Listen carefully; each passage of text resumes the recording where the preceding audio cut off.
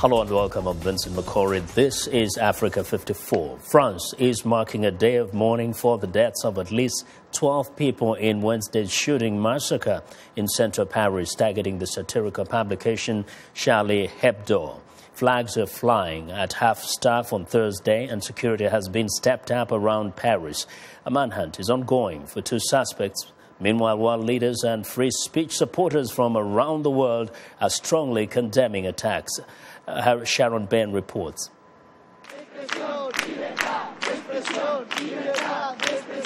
People took to the streets in France and Spain Wednesday night in a show of support for journalists killed by gunmen in a brutal attack on the French satirical publication Charlie Hebdo earlier in the day. The paper had lampooned the Muslim prophet Mohammed. C'est un journal qui a une grande liberté de ton, qui a une grande indépendance. It's a newspaper with a great freedom of tone, with great independence. It's this independence which has been targeted, the freedom of the press, and that's the essence of what journalism is. The masked gunmen, dressed in black and carrying assault rifles, stormed into the paper's offices as the journalists were holding their morning editorial meeting and opened fire before escaping. Survivors said the gunmen shouted that the Prophet Muhammad had been avenged.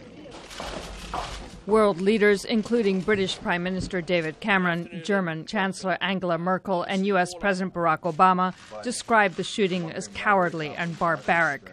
The values that we share with the French people, a belief, a universal belief in freedom of expression, is something that can't be silenced because of the senseless violence of the few. The publication had come under attack before, when it was firebombed in 2011 for lampooning the Prophet Muhammad. Wednesday's assault was one of the worst terrorist attacks in Europe in recent years. U.S. Secretary of State John Kerry described the killings as part of a larger confrontation between civilization and those against freedom and the civilized world. They may wield weapons, but we in France and in the United States share a commitment to those who wield something that is far more powerful. Not just a pen, but a pen that represents an instrument of freedom, not fear. Thousands of people took to Facebook and Twitter in support of the publication and in defense of freedom of expression. Muslim leaders in France condemned the shooting as the act of criminals. Sharon Behn, VOA News, Washington. Well, joining us via Skype from Paris is Ms. Founé Konate, an international relations scholar and advocate for social integration. Ms. Konate, welcome. And start by telling us what was your reaction and perhaps those of your friends. I was very shocked, and my friends and many people was very, very shocked. And quickly, many people demonstrated in the big cities in France. They manifested their indignation against the crime, the attack. Now, are there concerns that these attacks might actually increase what has been growing? This is xenophobia against some groups in Paris, in France.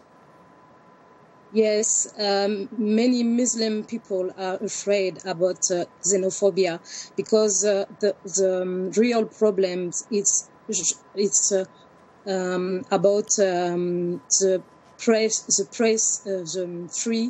the free of speech in France, and many French people want to fight against this attack, and they just want to fight for the freedom of the media.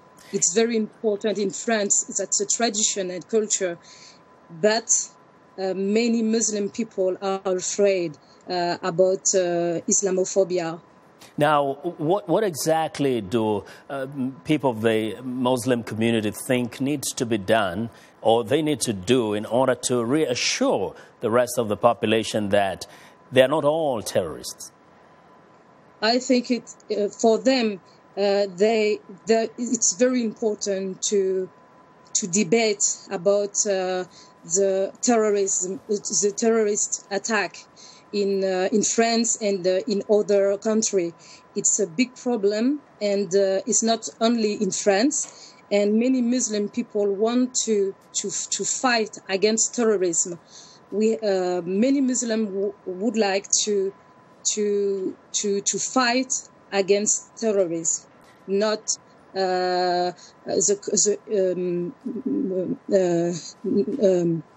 Muslim people want to express that the attack is not reflect the Islam.